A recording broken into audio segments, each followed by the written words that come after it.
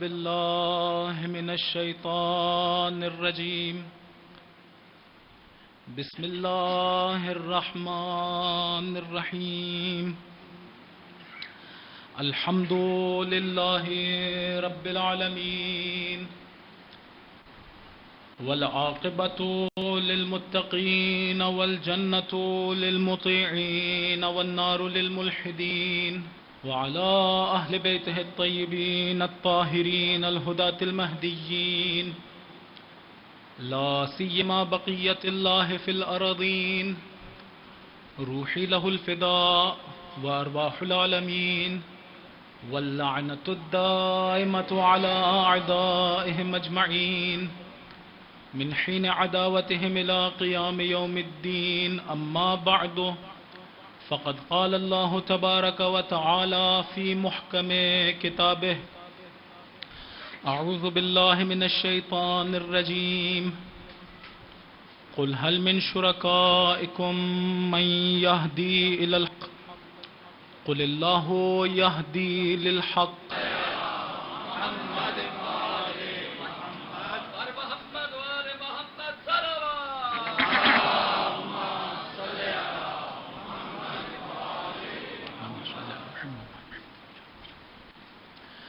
خداوند متعال کا نہایت شکر گزار ہوں کہ اس نے ایک مرتبہ پھر ہم سب کو یہ توفیق عنایت کی کہ اس کا اور اس کے پاک بندوں کا ذکر بجا لا سکیں. اگر قرآن کا مطالعہ کریں تو بعض اوقات بعض ایسی آیات پڑھنے کو ملتی ہیں کہ اگر اس میں غور کیا جائے تو ایک خاص حس اور ایک خاص فیلنگ ایجاد ہوتی ہے. ایک آیت ہے قرآن میں کہ خداوند متعال نے گویا شکوہ کیا ہے، کہا وَقَلِيلٌ مِّنْ عِبَادِيَ الشَّكُورُ. میرے بندوں میں سے بہت تھوڑے ہیں جو میرا شکر ادا کرتے ہیں، بہت تھوڑے ہیں.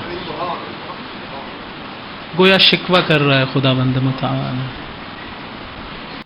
حیوانات، کیڑے مکوڑے، حشرات سب خدا نے ہمارے لیے بنائے. ہم سمجھتے نہیں ہمارے لیے نہیں بنائے، انہیں بھی بس ایسے ہی بنا دیا. ایسی بات نہیں ہے. اگر ایک علاقے سے ایک خاص حشرات میں سے کوئی ایک صنف چلی جائے تو انسانی معاشرے پہ اس کا کیا اثر پڑے گا، یہ ان لوگوں سے پوچھے. کہا جاتا ہے ایک زمانے میں چڑیاں ختم ہو گئی تھی چین سے، پھر ان لوگوں کو امپورٹ کرنی پڑی، منگوانی پڑی دوسری جگہوں سے. کیوں؟ کیونکہ ان کی فصلیں تباہ ہونا شروع ہو گئی. اس لیے کہ چڑیاں اور دیگر پرندے ان کیڑے مکوڑوں کو کھا لیا کرتے تھے جو ان کی فصلوں کو نقصان پہنچا. خوب پہلے توجہ نہیں تھی کہ خدا نے چڑیوں کا اتنا فائدہ رکھا. یہ جو زہریلے جانور کیڑے مکوڑے نظر آتے ہیں، بعض علماء نے کہا ہے کہ فضا میں موجود زہریلی گیسز کو یہ لے لیتے ہیں، اسی سے ان کا زہر بنتا ہے.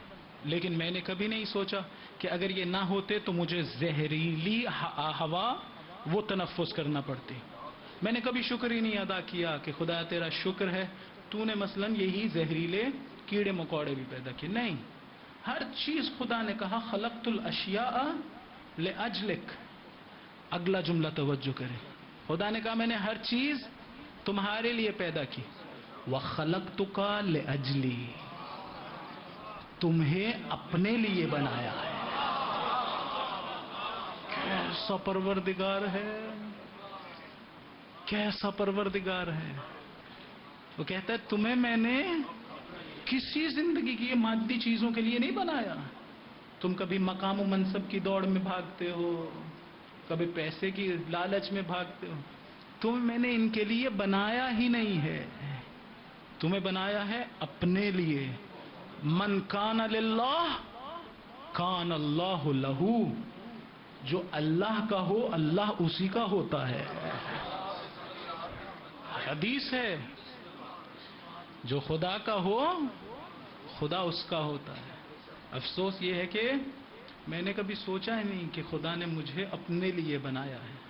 میں نے سوچا مجھے مقام و منصب کے لیے، شہرت کے لیے، پیسے کے لیے بنایا گیا. نہیں عزیزان، خدا نے بنایا ہے اپنے لیے. میں نے کل کیا عرض کیا تھا کہ اہل بیت علیہم السلام کیا کرنا چاہتے ہیں؟ حکومت قائم کرنا امام زمانہ عجل اللہ تعالی فرجہ الشریف کی.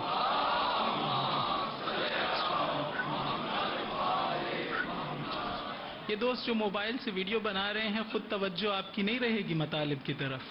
اگر پھر بھی ضروری ہو تو بنا لیجئے، میں نہیں روکتا ہوں، لیکن آپ کی اپنی توجہ نہیں رہے گی مطالب کی طرف. ایک درود پڑھیے محمد و آل محمد.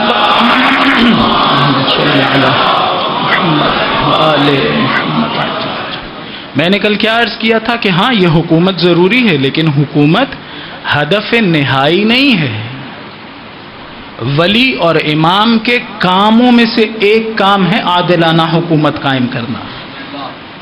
آخری کام یہ نہیں ہے. انہیں کس لیے بنا کے بھیجا تھا؟ انہیں اس لیے بنا کے بھیجا تھا کہ جس مقصد کے لیے ہماری خلقت ہوئی ہے وہ ہمیں وہاں تک لے جائیں، یعنی ہمیں خدا کے قرب کے مقام تک جتنی ہم میں استعداد ہو. ہر شخص میں استعداد مختلف ہوتی ہے، ایک جیسی استعداد کے ساتھ کوئی پیدا نہیں ہوتا. بعض لوگ سمجھتے ہیں اگر ایک جیسی استعداد کے ساتھ پیدا نہیں ہوئے تو یہ کوئی ظلم ہوا ہے، انجسٹس. نہیں، یہ ظلم تب ہوتا جب سارے ایک ہی استعداد کے ساتھ پیدا ہوتے ہیں.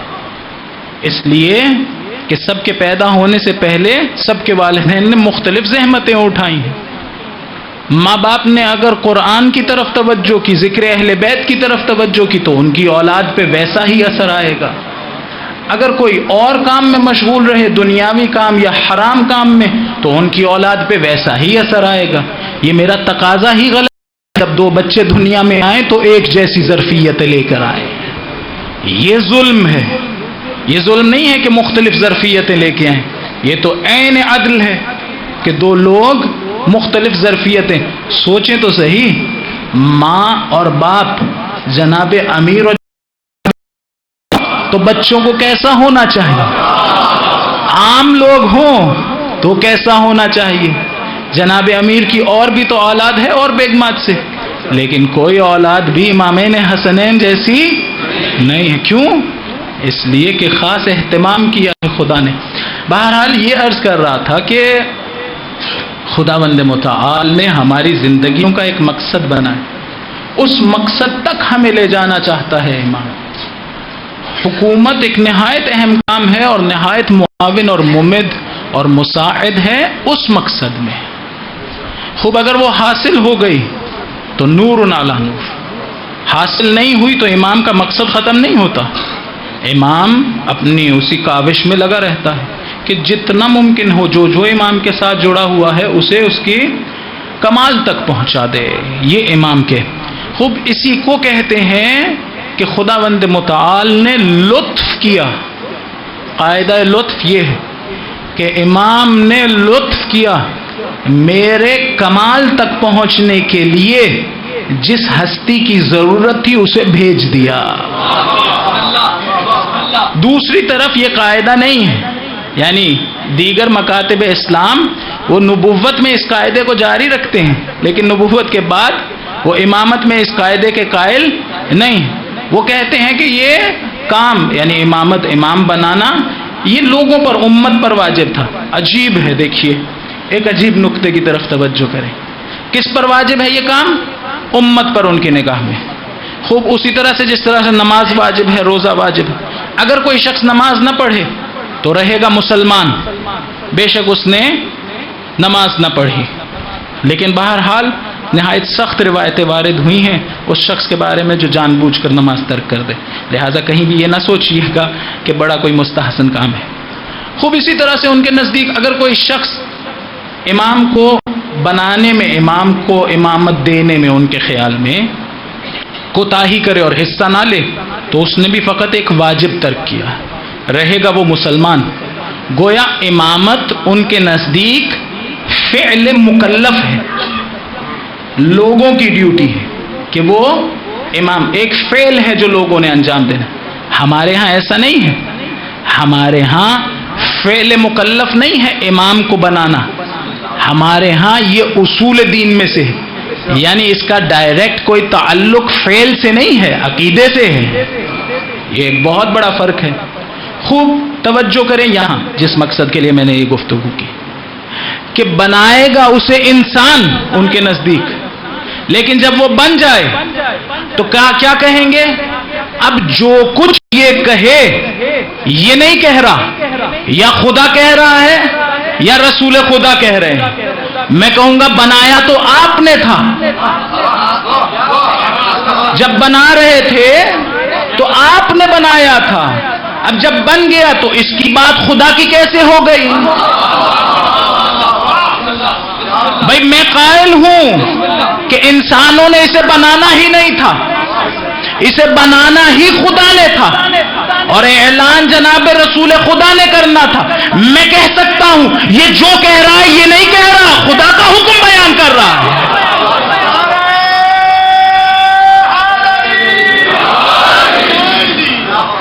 یہ جو کہہ رہا ہے یہ نہیں کہہ رہا۔ آپ یہ کس طرح کا دعویٰ کر رہے ہیں؟ یا تو کہیے کہ آپ کو بنانے کا حق نہیں تھا، خدا نے بنایا تھا۔ اگر خدا نے بنایا ہو نا تو پھر وہ شرائط ساری کی ساری ذکر کرنی پڑیں گی، وہ شرائط ڈھونڈنا شروع کریں گے تو حقیقی بنائے جانے والوں میں ہی نظر آئیں گی۔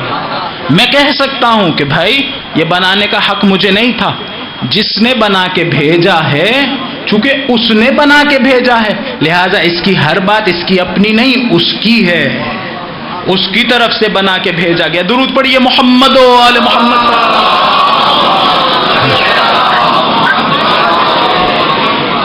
اسے کہتے ہیں قاعدہ لطف، یعنی وہ چیز جو میرے کمال میں ضروری تھی، جو توفیقات، جو مسببات، جو اسباب ضروری تھے میرے اس راہ میں سفر کرنے کے لیے، اس کمال تک پہنچنے کے لیے، خدا وہ عطا کرے۔ میں نے خدا پہ واجب نہیں کیا، خود خدا نے اپنے اوپر واجب کیا ہے، یعنی خود خدا نے یہ ذمہ داری اٹھائی ہے کہ جب میں نے تمہیں خلق کیا ہے نا اور تم سے طلب کیا ہے کہ تم قرب خداوند متعال کے مقام پر پہنچو، تو اب تمہاری ذمہ داری نہیں ہے تمہاری قیادت اور رہبری کے لیے تم خود کسی کو بنا لو، نہیں، چونکہ طلب میں نے کیا ہے لہذا ذمہ داری بھی میری ہے کہ آپ کو دعوت پہ اپنے گھر بلائے، ایک رکا لکھ کے بھیج دے، انویٹیشن کارڈ بھیج دے کہ آپ صاحب میرے گھر تک آ جائیے انشاءاللہ آج شام کو، نہ رستہ بتلائے نہ کسی کو لینے کے لیے بھیجے، آپ کیا کہیں گے؟ آپ کہیں گے نا قبلہ ذرا توجہ تو کیجئے، نہ مجھے رستہ معلوم ہے نہ خود سے آ سکتا ہوں، اگر بلایا ہے تو کسی کو لینے کو تو بھیج دیں، خود سے نکلوں گا تو گم ہو جاؤں گا، خود سے نکلوں گا تو گم ہو جاؤں گا۔ بعین ہی یہی کام خداوند متعال نے کیا، کہا آؤ میرے تک، مجھ تک پہنچو قرب خداوند متعال کے مقام پر۔ پھر میں کہوں گا خدایا پھر کسی کو بھیجے نا جو میرا ہاتھ پکڑے اور آپ تک لے جائے۔ خدا کہے گا تمہیں ایک وسیلہ بتاتا ہوں، تم اس وسیلے میں سوار ہو جانا، مجھ تک پہنچ جاؤ گے۔ میں کہوں گا مولا وہ وسیلہ کیا ہے؟ رسول خدا کہتے نظر آئیں گے مثل اہل بیتی کا مثل سفینۃ نوح من رکبہ نجا، یہ میرے اہل بیت سفینہ نوح کی مانند ہیں، جو ان سے دامن کے دامن سے چمٹ جائے گا مجھ تک پہنچ جائے گا۔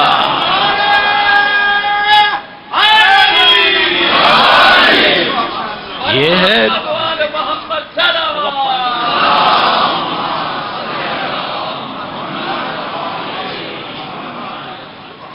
بس خدا نے بنا کے بھیجنا ہے، میں نے نہیں۔ جب خدا بنا کے بھیجے گا تو ہاں میں یہی کہوں گا اس کی ہر بات اس کی اپنی نہیں ہے، آپ کو یہ کہنے کا حق نہیں ہے، آپ کو یہ کہنے کا حق نہیں ہے کہ اس کی ہر بات خدا کی بات ہے۔ خوب یہ بہرحال کیوں اس طرح سے اس کے سیاسی اسباب زیادہ ہیں؟ ایک درود پڑھ دیں محمد و آل محمد۔ میں ایک حد تک مطلب کو کھول سکتا ہوں، اس سے آگے آپ نے خود انشاءاللہ پہنچنا۔ ایک درود پڑھ دیں محمد و آل محمد۔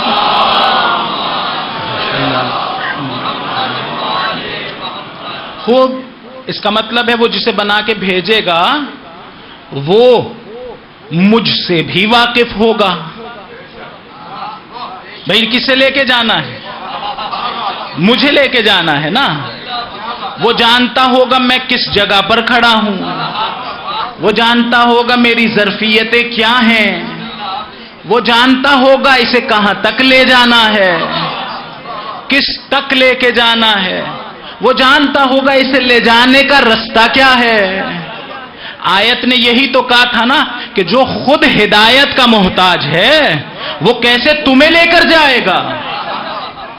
تم اس کے پیچھے چلو جسے ہم نے بنا کے بھیجا ہے، وہ تمہیں لے آئے گا. یعنی خود وہ عجیب ہے. آپ پڑھتے ہیں وَاعْتَصِمُوا بِحَبْلِ اللَّهِ جَمِيعًا. جناب امیر نے کہا میں خدا کی رسی ہوں جس کا ایک سرا خلق کی طرف ہے، دوسرا خدا سے ملتا ہے. یعنی وہ ایسا نہیں ہے کہ وہ خلق سے تو متصل ہے خدا سے منقطع ہے، نہیں، وہ ایسا ہونا چاہیے جس کا ایک تعلق ہمارے سے ہو، اسی لمحے میں اس کا تعلق خدا سے جڑا ہو، جبھی تو لے جا پائے گا. اگر جڑا ہی نہ ہو تو کیسے لے جائے گا؟ اسی لیے علماء نے کیا کہا ہم جسے امام مانتے ہیں اس کے لیے ضروری ہے کہ وہ یقین کی کیفیت میں رہتا ہو، یقین کی منزلت پر ہو. لیکن کون سا یقین؟ یقین کی تو مختلف اقسام ہیں. کہا وہ حق الیقین کی منزلت پر ہو. خوب یہ حق الیقین کیا ہوتا ہے؟ عام طور سے آپ 3 اصطلاحات سنتے ہیں: علم الیقین، عین الیقین، حق الیقین. لیکن ہمارے دادا محترم چوتھی اصطلاح بھی بیان کرتے تھے. کہتے تھے ایک ہے قول الیقین، ایک ہے علم الیقین، ایک ہے عین الیقین، ایک ہے حق الیقین. کیا ہوتی ہیں یہ 4 قسمیں یقین کی یا 4 منزلتیں؟ قول الیقین کیا ہے؟ کہ اگر میں ایک قول کو سنوں، ایک شخص مجھے آ کے ایک بات کہے اور مجھے دلیل طلب نہ کرنی پڑے، یہ کہے اور مجھے یقین حاصل ہو جائے، اس کو کہتے ہیں قول الیقین. میں نے اس سے کوئی دلیل نہیں مانگی، اس نے کہا ایسے، میں نے کہا ایسے، میں نے فوراً یقین کی کیفیت حاصل کر لی. حضور، اگر ہم حضور کی محفل میں ہوں، حضور ہم سے ایک بات کہیں اور ہم حضور سے دلائل نہ مانگیں، ہم فوراً یقین کر لیں، یہ ہے قول الیقین. یہ ہے سب سے پہلا درجہ یقین کا، جہاں پر حضور ایک بات کہیں مجھ میں یقین کی کیفیت پیدا ہو جائے. بڑھ کے یہ نہ پوچھتا رہوں اے رسول یہ آپ اپنی طرف سے کہہ رہے ہیں یا خدا کی طرف؟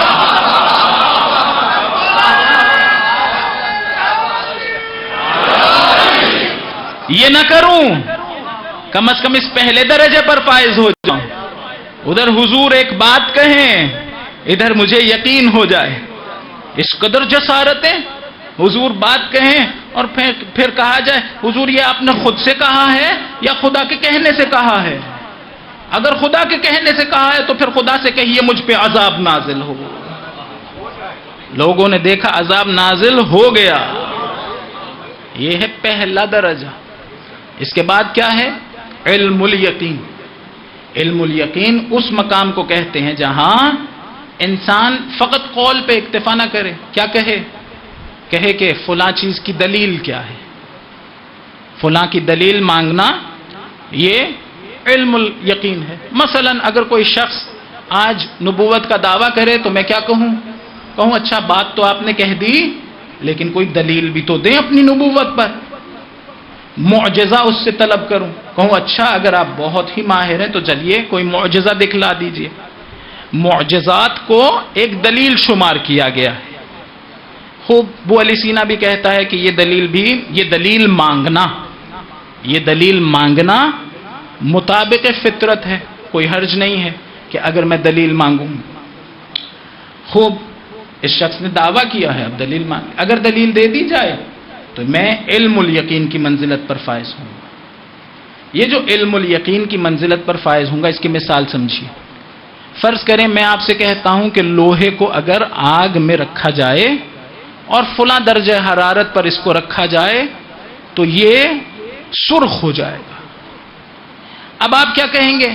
آپ مجھ سے کہیں گے کہ اس کی کوئی دلیل دیجیے. اگر میں اس علم سے واقف ہوں تو میں آپ کو بتاؤں گا کہ لوہے میں فلاں فلاں عنصر پائے جاتے ہیں اور فلاں فلاں عنصر آگ کی حرارت کی وجہ سے فلاں تغیر ایجاد کر لیتا ہے. یہ سارا کچھ جو میں ڈیٹیلز آپ کو بتاؤں گا ایک دلیل آپ کے سامنے رکھوں گا. دلیل آپ کے سامنے، یا مثلا تجربہ، بار بار ایک چیز کا رخ کر یعنی متحقق ہونا. ہر مرتبہ آپ نے رکھا کو لوہے کو، ہر مرتبہ سرخ ہو گیا. یہ بھی شاید ایک دلیل شمار کی جا سکتی ہو. اسے کہتے ہیں تجربہ، یعنی حس کے ذریعے سے آپ نے دیکھا بہرحال، لیکن تجربہ کیا بار بار. خوب یہ ہے علم الیقین. ایک ہے عین الیقین. دیکھیے یہ کہنا کہ بھائی لوہا اگر آگ میں رکھا جائے تو وہ سرخ ہو جائے گا، اگر میں نے آپ کو کر کے نہ دکھلایا ہو، فقط یہ بتایا ہو کہ لوہے میں فلاں عناصر ہیں اور ان میں یہ تغیر ایجاد ہوتا ہے فلاں وجہ سے، دلائل پیش کروں اور آپ قبول کر لیں، یہ ہے علم الیقین. لیکن فرض کریں اگر آپ مجھ سے کہیں نہیں مجھے کر کے دکھلاؤ، اور میں کر کے دکھلا دوں، لوہے کو آگ میں رکھوں اور لوہا گرم ہوتا دیکھ لیں، تو اب یہ علم الیقین نہیں ہے. میں نے کوئی بھی تحلیل نہیں کی، کوئی بھی برہان اقامہ نہیں کی، کوئی دلیل نہیں لایا ہوں. آپ سے کہا آپ دیکھ لیجئے، میں کر رہا ہوں.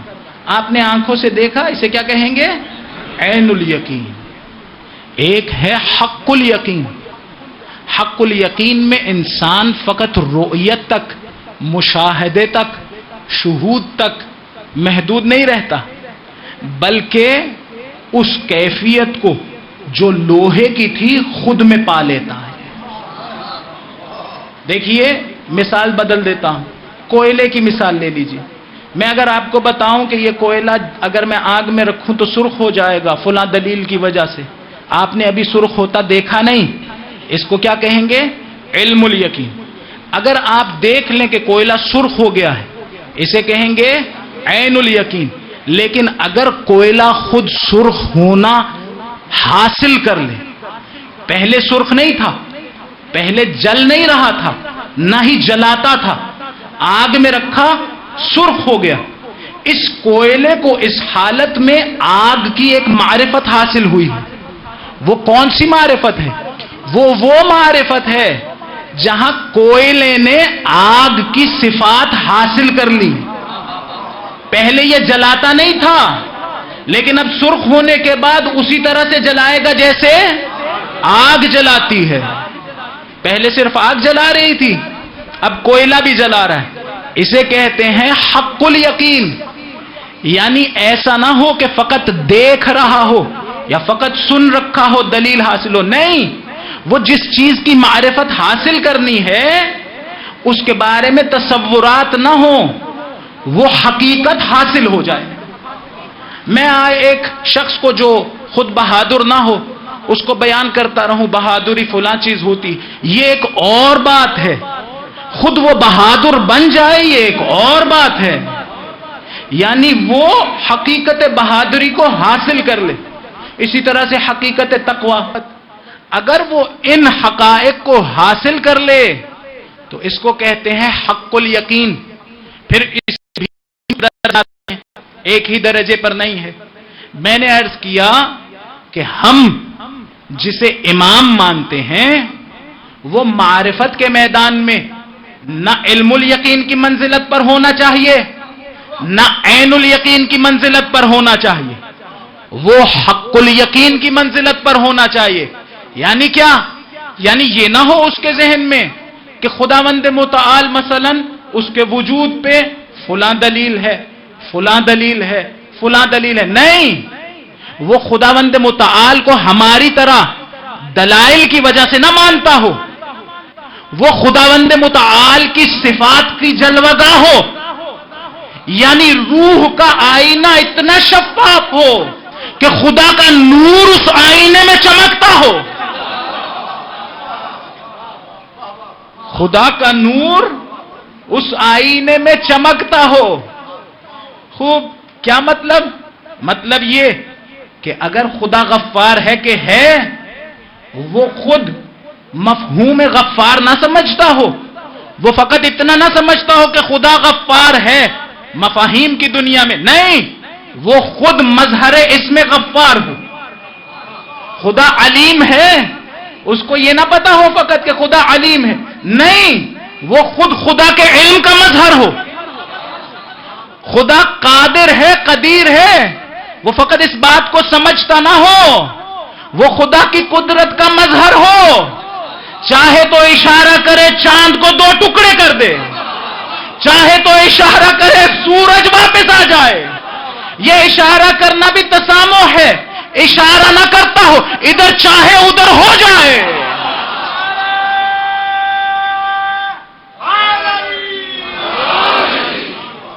ادھر چاہے ادھر ہو جائے، اور اتنا بھی فاصلہ نہ ہو، شاید اتنا بھی فاصلہ، یعنی کیا؟ یعنی پوری کائنات پہ اس کو ولایت حاصل ہو، پوری کائنات پہ ولایت رکھتا ہو، جس طرح سے چاہے مرضی خدا کے مطابق تصرف کرتا رہے، اس لیے کہ وہ مظہر علم خدا بھی ہے، مظہر قدرت خدا بھی ہے، مظہر حکمت خدا بھی ہے، تمام تر صفات کا مظہر ہے، خدا کی صفات کا مظہر ہے وہ۔ علماء نے بعض صفات کو مستثنا کیا ہے، بعض صفات مثلا الوہیت، لیکن بہرحال ایک بحث موجود ہے کہ کون کون سی صفات ہیں جو مستثنا ہیں۔ ایک درود پڑھ دیں محمد و آل محمد۔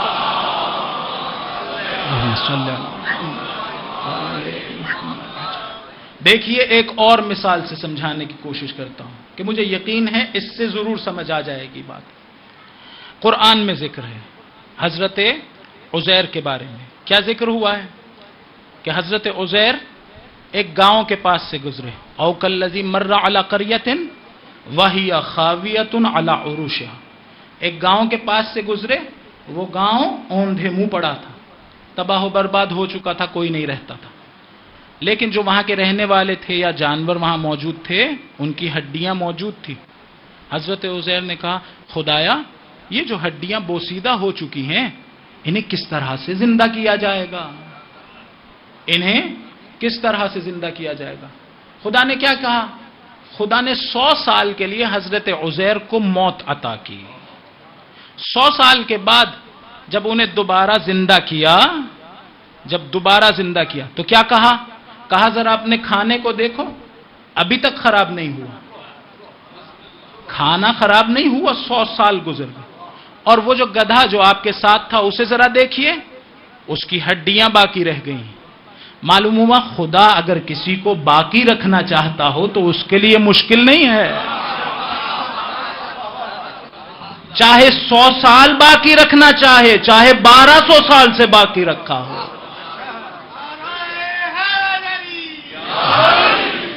خدا کی قدرت پہ شک نہ کریں، وہ کھانا جو چند دنوں میں خراب ہو جائے اگر خدا اسے تازہ رکھ سکتا ہے تو کس طرح سے ہمارے آقا و مولا کی آپ حیات میں شک کریں بھائی کیسے زندہ رہ سکتے ہیں؟ نہیں، خدا کے لیے مشکل نہیں ہے یہ۔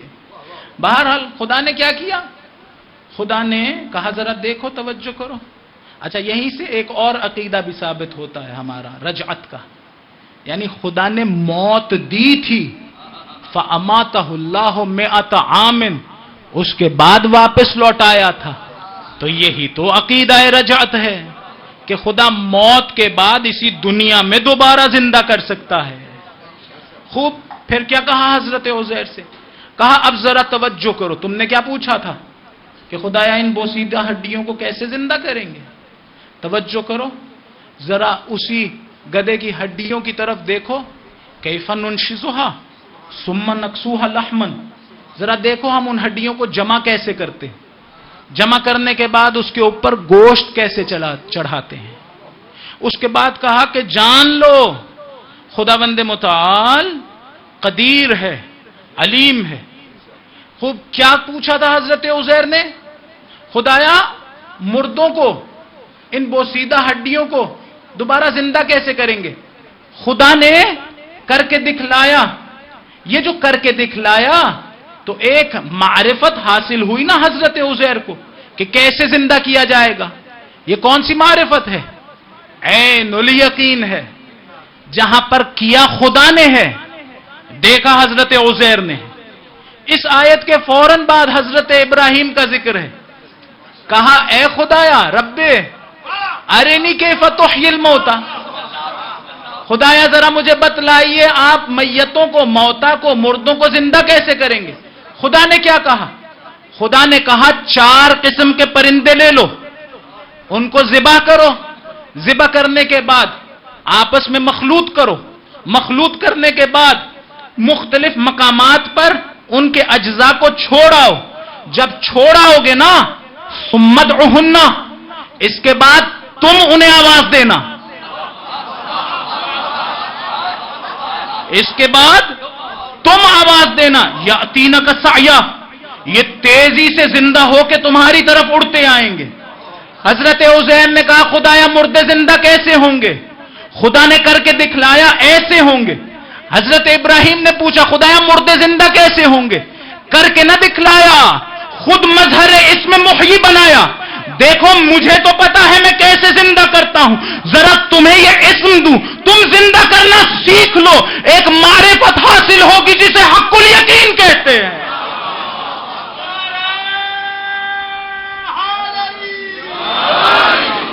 یعنی وہ جو صفت میری تھی وہ تمہیں عطا کرتا ہوں۔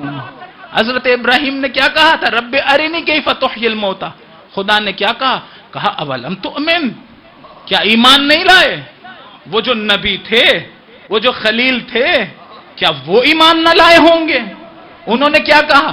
انہوں نے کہا نہیں خدایا ایمان رکھتا ہوں، ولکن لیطمئن قلبی، یہ اطمئنان قلب اس بات کی طرف اشارہ ہے کہ خدایا مجھے یہ تو ایمان ہے کہ آپ زندہ کر سکتے ہیں، چاہتا یہ ہوں کہ یہ دیکھوں میں کیسے زندہ کروں گا۔ مانگا کیا تھا؟ مانگا یہ تھا کہ لیطمئن قلبی، ایک وہ ہے جس کو خدا خود کہہ رہا تھا یا ایتھا النفس المطمئنہ ارجعی الی ربک راضیۃ مرضیہ، اے نفس خداوند مطاع واپس لوٹ آ۔ اطمینان کی کیفیت میں ہے وہ نفس، جیسے خدا واپس بلا رہا ہے۔ شاید میں نے پہلے یہی کہا تھا یا کسی اور مقام پر، اس آیت میں اگر توجہ کریں تو خدا نے کیا کہا؟ اے نفس مطمئن واپس لوٹ آ۔ اگر میں یہاں سے گئے ہوئے کو بلاؤں، میں یہاں سے کسی کو بھیجوں اور پھر کہوں واپس آ جاؤ، تو معلوم ہوگا اسے یہاں سے بھیجا تھا، اب واپس بلا رہا ہوں۔ اگر یہاں سے گیا ہی نہ ہو تو اسے یہ نہیں کہوں گا واپس آ جاؤ، اسے کہوں گا آ جاؤ۔ خدا نے نفس مطمئن کے بارے میں یہ نہیں کہا کہ اے نفس مطمئن آ جا، کہا واپس آ جا، معلوم ہوا خدا ہی کے پاس سے گئے تھے، خدا ہی کے بھیجے ہوئے تھے، خدا بلا رہا تھا واپس آ جاؤ۔ درود پڑھیے محمد و آل محمد، آل محمد۔ ایک شخصیت کا ذکر کرتا ہوں، مجھے یقین ہے دل منور ہوں گے انشاءاللہ۔ ایک حبشی غلام ہے، بوڑھا ہے، امام علی علیہ السلام نے اسے خریدا تھا، حضرت ابو ذر کو عطا کیا تھا، حضرت ابو ذر کی وہ خدمت کرتا رہا، ان کے بعد امام علی علیہ السلام کے پاس واپس آیا، ان کے بعد امام حسن علیہ السلام کی خدمت کی، ان کے بعد امام حسین علیہ السلام کی خدمت کی، امام زین العابدین علیہ السلام کے گھر میں ان کی خدمت کرتا تھا۔ نام کیا ہے؟ جون حبشی۔ کربلا میں امام حسین علیہ السلام سے کہتا ہے، امام حسین علیہ السلام نے روز کربلا دیکھیے، کریم ابن کریم ہے ہمارے آقا۔ آپ کو پتا ہے جب میدان کی طرف جا رہے تھے تو امام کے مختلف وداع ہیں، بہنوں سے ودا ہونا، بیٹیوں سے ودا ہونا، خیمے میں حضرت امام سجاد علیہ السلام سے ودا ہونا۔ امام کا ایک ودا ان کی کنیزوں سے اور خادمات سے ہے۔ امام جب آئے نا ان کے خیموں کے سامنے تو کہا حسین کو تم سے شرم آتی ہے، تم ہماری خدمت کے لیے آئی تھی، تمہیں کھانا دینا، تمہیں پانی دینا ہماری ذمہ داری ہے۔ حسین شرمندہ ہے، حسین کے پاس پانی نہیں ہے تمہیں دینے کو۔ کیسا دل ہے کریم ابن کریم کا۔ کربلا میں روز عاشور حضرت جون علیہ السلام سے کہا جون تمہیں آزاد کرتا ہوں۔ حضرت جون نے عجیب کام کیا، کہا مولا میں جانتا ہوں میں حبشی ہوں، مولا میں جانتا ہوں میرے بدن سے بو آتی ہے، مولا میں جانتا ہوں بہت بڑے خاندان کا نہیں ہوں، مولا اب جو بہشت کے لیے جا رہے ہیں تو مجھے جدا کیوں کرتے ہیں؟ آج ہم بھی مولا سے کہیں مولا ہمارے چہرے بھی گناہوں سے سیاہ ہو چکے ہیں، ہم بھی اس غلام کی طرح آپ کی بارگاہ میں آنا چاہتے ہیں، مولا ہمیں اپنے سے جدا نہ کیجیے گا۔ ایک مرتبہ اجازت لی نا تو بعض علماء نے اور بعض لوگوں نے نقل کیا ہے کہ جب جنگ میں جاتے ہیں تو زرہ پہنتے ہیں نا، حضرت جون کے بدن پہ ایک کرتا تھا، انہوں نے وہ بھی اتار دیا۔ کسی نے کہا جون جنگ ہے، تیر آئیں گے، تلواریں آئیں گی، تم نے کرتا اتار دیا۔ کہا کہیں میرے اور موت کے درمیان میں کرتا رکاوٹ نہ بن جائے۔ اجرکم اللہ، حسین کی راہ میں جانا چاہتا ہوں۔ امام حسین جب ان کے سرہانے پہنچے تو دعا کی، کہا خدایا اس کا چہرہ نورانی کر دے، خدایا اسے خوشبو والا بنا دے۔ پھر کہا خدایا ہمیں اور ہمارے اور اس کے درمیان میں معرفی کروا قیامت کے دن۔ اس طرح کی شخصیات ہیں میرے مولا کے لشکر میں۔ یہ لشکر ایسا تھا جہاں قاری قرہ موجود تھے، قرہ موجود تھے۔ حضرت حبیب ابن مظاہر کے بارے میں ہے، ایسی شخصیت تھے جو روزانہ پورے قرآن کی تلاوت کرتے تھے، صحابی رسول خدا تھے۔ دو مقام ایسے ہیں کم از کم جہاں یہ لکھا ہے کہ حسین کے چہرے پہ انکسار واضح تھا۔ ایک تب جب حضرت عباس گئے تھے، ایک تب جب حضرت حبیب شہید ہوئے تھے۔ غالباً حضرت حبیب کے بارے میں ہے یا کسی اور صحابی کے بارے میں، جب زخمی ہو کے آئے تھے نا تو ابھی زندگی باقی تھی، کچھ رمق باقی تھی۔